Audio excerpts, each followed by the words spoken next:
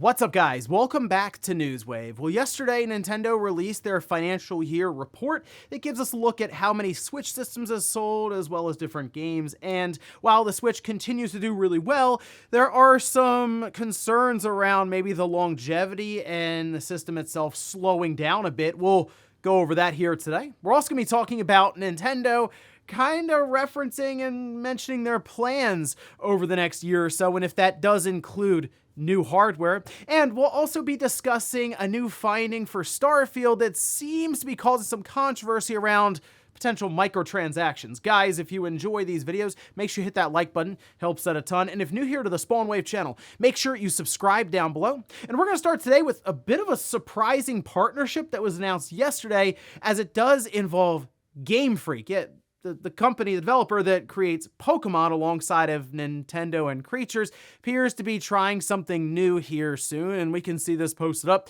over on gamesindustry.biz, saying Private Division, which is a Take-Two subsidiary, has announced a new publishing partnership with Pokemon developer Game Freak. This apparently is going to be a new intellectual property that's action-adventure, currently titled Project Bloom. In fact, there is some concept art that they shared with us here, and that was kind of it. They really didn't give us any other indication as to what we can expect from this title, other than it appears to be releasing during Take-Two's 2026 fiscal year.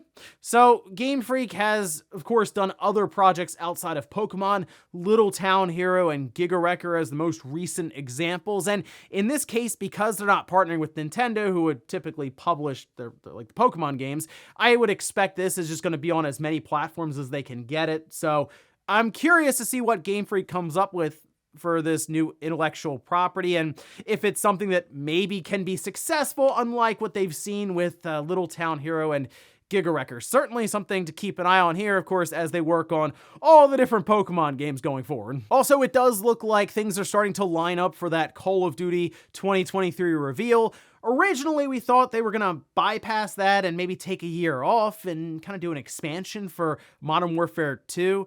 Well, they're kind of still doing that, but also looks like they're doing a big premium standalone release, and we can see this posted up over on Insider Gaming, where they say Insider Gaming sources have revealed that Call of Duty 2023 will have its reveal at the beginning of August. Now, still trying to figure out, according to Insider Gaming, how they're going to reveal it, whether it's in a specific event, basically like their own showcase or direct for Call of Duty, as they've done in years past, or if they work to introduce it within Modern Warfare 2, considering this is still going to be a follow-up to that game. Could appear in Warzone, for example, where they have an event that just kind of happens throughout, or they leave clues in the Battle Royale mode. Again, something they have done previously, and I'm curious to see where they take this and how they treat this entire thing.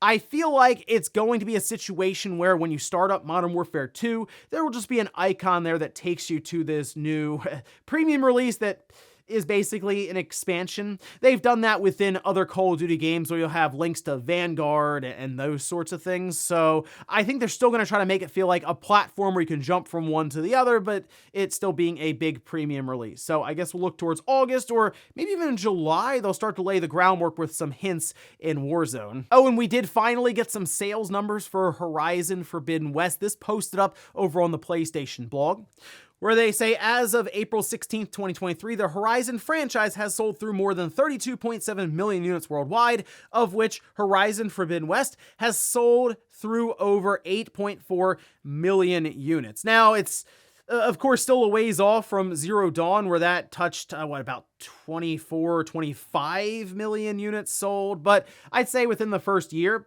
one, they seem pretty happy with those sales numbers. Two, it's also working to hold up their subscription service alongside of other releases. And three, Zero Dawn had a lot of price drops and also sold over a long period of time, and I feel like you'll see Forbidden West continue to sell throughout this generation, leading up to that eventual third game that will probably cap off the PS5 generation from Guerrilla. So it looks like, at least for Horizon Forbidden West, is off to, I'd say, a good start in what's going to be a long tail of sales. And guys, with some of the quick news out of the way, let's get into the bigger stuff. Let's start right away with Nintendo and their financial report. This covers their previous fiscal year, which did wrap March 31st. And for the fourth quarter, that'd be January, February, end March, we did get some information around how many Switch systems were sold, as well as software. And if we look over on Nintendo's investor relations page, we can see the current Switch total, now sitting at 125.62 million units, which means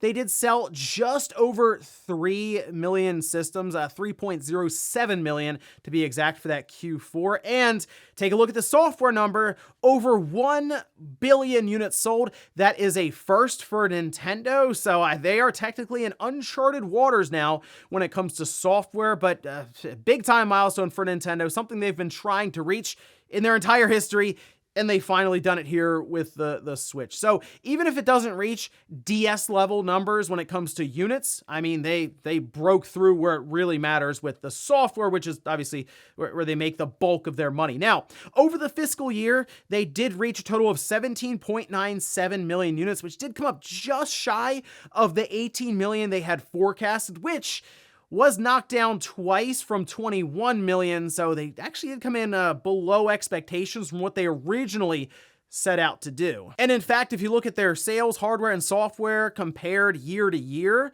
net sales down 5.5%, hardware down 22%, and software down 9%, which is interesting because this is the year where they had Pokemon Scarlet and Violet and Splatoon 3 and all this stuff happening. I mean, sales were really explosive there, especially towards the second half of 2022. Now, if we take a look at some software numbers with recent releases, Metroid Prime Remastered did break through that 1 million mark already, and for what was kind of a strange staggered release where digital and then physical showed up later, I'd say hitting over 1 million pretty quickly here, a month and a half or so. It's not bad. Kirby's Dream Land Deluxe, that got 1.46 million units. And then Fire Emblem Engage coming in 1.61 million. But do you know what? The best-selling game of the entire quarter was, yeah, that's right, it was Mario Kart 8 Deluxe, 1.79 million. I mean, who really needs Mario Kart 9 or 10 or whatever you call it? Anyway, Mario Kart 8 Deluxe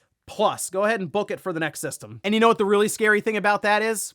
Mario Kart 8 Deluxe Plus would probably sell really, really well. Anyway, back to some more information from the financials that were released. Includes annual playing users up to 114 million. Net sales forecast, though, going forward is minus 9.5%. So Nintendo is looking towards at least the next fiscal year as continuing to kind of decline overall. In fact, their new hardware forecast is 15 million units, and to me, that seems very optimistic. And in fact, it looks like Shintaro Furukawa, the president of Nintendo, is thinking the same thing, where in a Q&A conference call where he talked a bit about this next year, says sustaining the Switch's sales momentum will be difficult in its 7th year. Our goal of selling 15 million units this fiscal year is a bit of a stretch, but we will do our best to bolster demand going into the holiday season so that we can achieve the goal. And I do agree with Shintaro Furukawa here that it will be difficult to get to that 15 million mark. If you line up fiscal years for all the different console generations, even handhelds, this past fiscal year, so the 6th fiscal year for the Switch, is the highest we've ever had in history, nearly 18 million. So history does say that the decline should become very, very sharp at this point in the life cycle of a system, and I think Nintendo is going to figure that out very quickly as they go through this fiscal year and probably continue to change their forecast and actually lower it. I'm thinking they'll probably get somewhere between 11 and 12 million systems for this current fiscal year. That would end March 31st, 2024. Also, I did want to point out page 14 of their financial summary. They have examples of announced Nintendo products. They have 2 games on here. It's Zelda Tears of the Kingdom, which is very exciting, coming up here in just a couple of days, and then Pikmin 4, that's on July 21st. They had to fill in the other 2 spots with downloadable content, Waves 5 and 6 for Mario Kart 8 Deluxe, and then Pokemon Scarlet and Violet. So we had just talked about the Direct that may not happen in June. I don't know. It is looking kind of light right now for the second half of Nintendo's year, and I do expect them to at least announce some stuff on Twitter, but the fact that this is kind of what they're showing up to with investors and not the best reports year over year for hardware, software sales. It does make you wonder about how Nintendo is going to handle this next year, or the current fiscal year, but basically the rest of 2023 up till the first quarter of 2024. And really looking at this, it's not that different from what you'd expect from most regular traditional console cycles, where it eventually peaks and then it basically has that bell curve downward, since everyone pretty much has a Switch that wants one at this time. And while I think The Legend of Zelda Tears of the Kingdom will sell a lot of software, I don't necessarily think it's going to all of a sudden explode Switch hardware numbers. So that's going to be the biggest tell for Nintendo, is when they see some of the sales around hardware alongside of Zelda, and if it doesn't just massively explode, they're probably going to start revising downward, I think, towards the end of the summer, especially as they go into 2024, when we expect them to, we think, talk about new hardware. Next up, let's stick with new hardware for Nintendo, because there were headlines going around yesterday about how Nintendo did mention that they had no plans for new hardware this fiscal year to release, which means we would go all the way until the end of March 2024 without any new system at all. And there is something to that, but there's also a lot of context and other things here that we can go over. First, though, let's take a look here. This is over on Bloomberg, where a lot of the story really started to stem from. And it does say here, Furukawa added that no new or upgraded hardware is factored in Nintendo's annual forecast. Okay, so the fact is, it's not necessarily saying, hey, we're not releasing or talking about new hardware this fiscal year, but we're not factoring in a new release of a system for that 15 million that we just said in our forecast. So as I mentioned, they can revise forecasts down if they have to. Maybe things aren't selling as well. But they can also change forecasts and go the opposite direction. They've done this before, where the Switch really caught fire and they just continue to raise expectations. I don't really expect them to release one this fiscal year if this is what they're saying now at the start of it, but plans change and you never know. However, where a lot of this seems to be coming from is from UBS Securities analyst Kenji Fukuyama. This was at the bottom of that Bloomberg article, where they wanted to get at least some opinions and thoughts from analysts within the industry. They say, we expect Nintendo will not release the next generation hardware over the next 12 months. Nintendo's valuation is very likely to shrink until the launch of the new hardware. And then to go along with that analysis, Nikkei has their own source saying one is rumored to be due out next year. Development seems to be progressing well, a source close to Nintendo says, but a product launch won't happen before next spring at the earliest. And once again, this makes a lot of sense considering when you talk about valuation, all this, mostly talking about the stock market and a company's value, which the stock market is very forward-looking. So if Nintendo is not planning on announcing or even releasing, we should say, a new system for this fiscal year, they're going to look towards next fiscal year maybe to do investments and all this and reevaluate their positioning within Nintendo. However, because they're saying it's not factored in and they're not planning on releasing, we'll say, doesn't necessarily mean they can't talk about the next system, because with the NX at the time, they had talked about that well in advance, and I do think some of that has to do with the Wii U's poor performance overall, where they were thinking we just gotta start talking at least about what's happening in the future of Nintendo, so people think we are gonna release another system after the Wii U. Still, I figure they would want at least a 5 to 7 month run up for marketing and doing the whole tour with the system after the Switch. So let's say we get into March and then they start talking about the next system in April to kick off the fiscal year. That would probably run them up until holiday 2024, which is now when I'm personally expecting Nintendo to release their next platform. So yes, we still have a ways to go technically to get there, but I think once they start talking about the next system, it'll become very exciting to see what Nintendo has planned for us in the future post-Switch. But for now, I'd look beyond 2023. I just don't think we're going to hear much from Nintendo about what's next, at least for this year. Look towards 2024. And in our last bit of news, let's talk about more controversy that appears to have hit Xbox, and they just can't get out of the way of it. It's been a rough month to month and a half for the Green brand. But there was something that popped up recently around Starfield that had people really going back and forth over the idea of microtransactions in the game. This all started from the ESRB rating that was posted up, which we can see is indeed rated mature. And in fact, if you look through some of the information here in the rating summary, we do at least get an idea as to what we'll be doing in the game, where they say this is an open world role-playing game in which players assume the role of a miner tasked with finding artifacts across the galaxy. And the thing that people are really honing in on is the little sentence right below that M where it says in-game purchases, PC and Xbox Series, which of course set people off thinking, well, that's it. They're going to have all kinds of microtransactions in here that might make you buy currency or experience boosters. Who knows? It's going to be out of control. Well, if you look at any game that has a digital deluxe version, it has that in-game purchases right below it. You can take a look at Ratchet and Clank, I think, has it. Horizon has it. If you look at some other Bethesda's other titles, The Elder Scrolls V Skyrim Special Edition has it. And if I had to take a guess as to what is most likely to happen here with Starfield, there will probably be some sort of creation club attached to this, which would sell mods that the community creates, and then Bethesda, of course, takes a cut of it.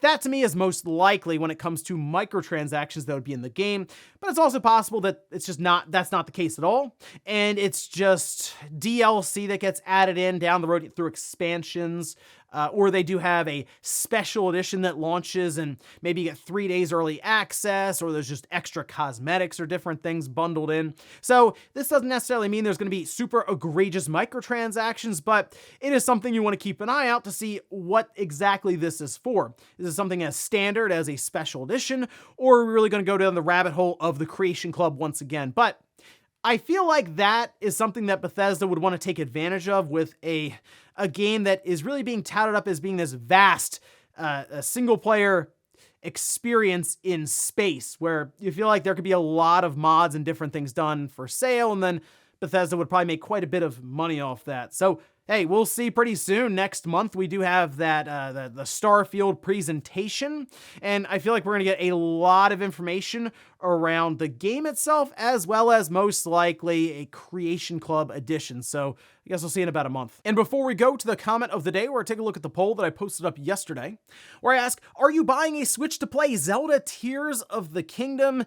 80% say no, I already have a Switch. 15% said no, I'm not interested in Zelda Tears of the Kingdom.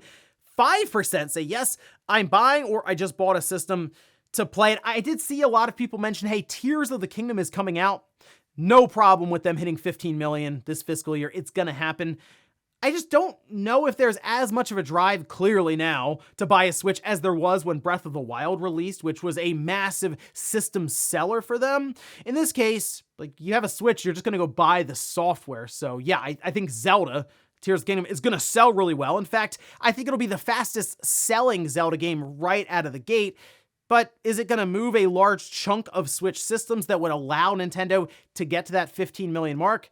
Might be kind of hard unless they have price cuts or they do surprises with some other revision of the system. Maybe a Switch Lite OLED. Maybe they do just show up with a Pro model and they're like, oh, we were just joking. Here's the new system. But from where they stand now, 15 million. Definitely a lofty goal, in the fiscal year number 7 for the platform. And we'll finish up with the comment of the day, as you're seeing here. This is from Martin, who says, why do your videos no longer have chapters from the get-go? I don't know what's going on with YouTube recently, but I noticed this from time to time. Sometimes videos, for some reason, don't pick up any of the timestamps in the description, even though the format stays the same day to day.